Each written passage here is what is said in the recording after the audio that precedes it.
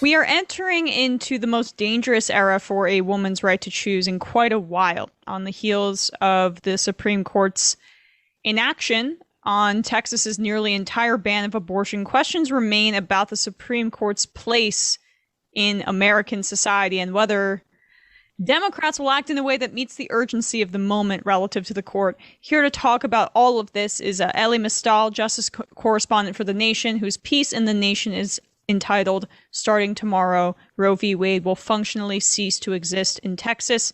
Welcome to the show, Ellie. Thank you so much for having me, Emma. Yeah, so now tomorrow has already happened. So talk a little bit about the implications of this decision. Yeah, first of all, let's be clear. Roe v. Wade is no longer good law. And the way that we know that is that if Texas's law is allowed to stand, if it's allowed to stand for even an hour, which it has at this point, then there is no way to comport Texas's law with Roe v. Wade. People need to understand what Roe v. Wade actually stands for, what it still stands for, what it used to stand for before Texas, right? Roe v. Wade does not stand for the right for an abortion for anybody. That's not what the case is really about.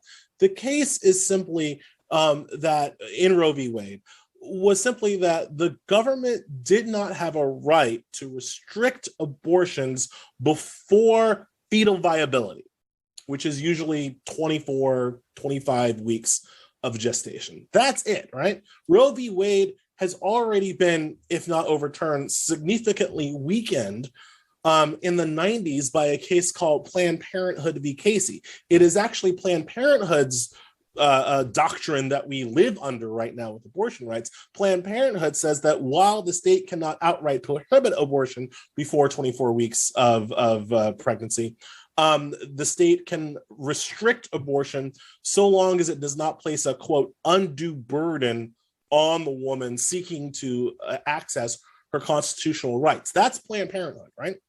So when Texas comes in and says no abortion after 6 weeks, well, that's done. Roe, Casey, that's both of those cases are done because 6 weeks, a ban after 6 weeks, is a ban that happened significantly before fetal viability at 24 weeks. There is simply no way that Roe can be good law, protecting a constitutional right to privacy before 24 weeks of gestation, and for Texas to be a good law, banning abortions after 6 weeks. So if Texas's law is the law, then Roe v. Wade is not. Right. And so, I mean, I think people need to fully understand how restrictive this law is, and we'll get to the bounty element of it in a bit. But for a woman to know that she's pregnant or missed her period, women's periods don't just start on the same day for the most part every 4 weeks. It varies for some women to different degrees. And so I think the minimum you get concerned as a woman if you miss your period is a week late. And so that's 5 weeks already. And now this law is saying that within a week, you have to have set up a procedure, take off work. This is, of course, an immense burden on low-income, poor people, as much more so than wealthier people. I mean, that is just the kind of targeted unrealism of this law. Yeah, I mean, a lot of people don't know. I did not know until my wife was pregnant with our first child, right? That they don't count, they start counting age of the fetus from the last missed period.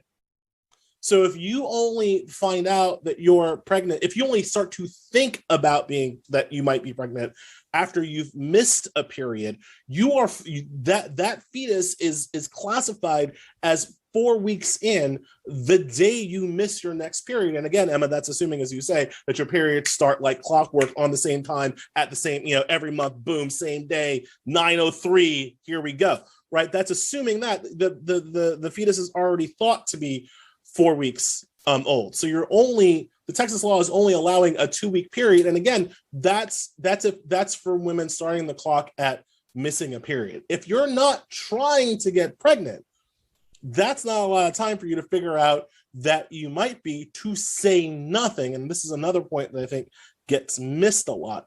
to say nothing of the young women, sometimes girls, who are who don't have regular periods because they're still quite young, still developing, yeah, right, and B, are just hoping against hope that they're not. Mm-hmm.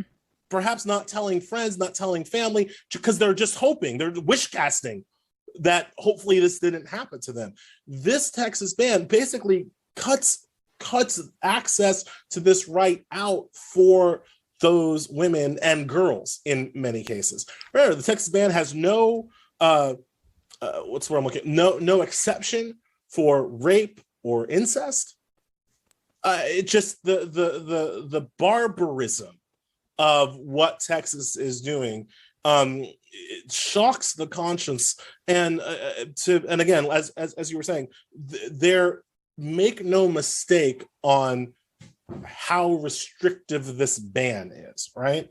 Just because they say it's after 6 weeks does not mean that you have 6 weeks to consider whether or not you want to bring a pregnancy to term. You have at best days. Right. And these are in states, this is happening in Texas, which already only has, a few abortion providers for, tens of millions of people. We saw on Tuesday night, the day before the law went into effect, Whole Woman's Health, one of the few abortion providers in Texas, was simply overwhelmed with women trying to get procedures done before the law took effect. It's hard to get an appointment at these places within 6 weeks, to say nothing of the few days that you have to make this critical, and I'll emphasize, private decision. And let's now shift and talk about undue burden. I mean, the immense responsibility that is given to people who, in the words of this Texas law, abet abortion. Say you're an Uber driver who drives a woman to her abortion, you could be considered somebody who's aiding and abetting an abortion. Say you're a family member who drives that woman to her abortion, or girl to her abortion, you could be considered a part of this evil criminal scheme according to Texas law. Expand on that a bit, Ellie, if you could. So the way that conservatives think that they're clever here is that they've shifted the enforcement mechanism of their abortion ban away from the state and to private citizens. They've literally empowered a vigilante force of private citizens to have a cash bounty on people suspected of providing abortions, or, as you put it, aiding and abetting the procurement of an abortion. So if I am a citizen, and by the way, I don't have to be a citizen of Texas to partake in this bounty. If I am just a random citizen of America and I suspect somebody in Texas of aiding and abetting an abortion. Or say you're an outside group, a well-funded Heritage Foundation arm, for example. Don't even, let's not even start back thinking that I might have some money behind it, right? Right. And I suspect a person in Texas of aiding or abetting an abortion. I can sue them civilly. And if I win, they have to pay me $10,000 plus attorney's fee. They were creating a cash incentive for me to go out and find somebody to sue for aiding and abetting an abortion. So after they sue all of the abortion providers, which is going to happen almost immediately, who do you think they're going to come for next? That's where they come for the Uber driver, the receptionist at Planned Parenthood.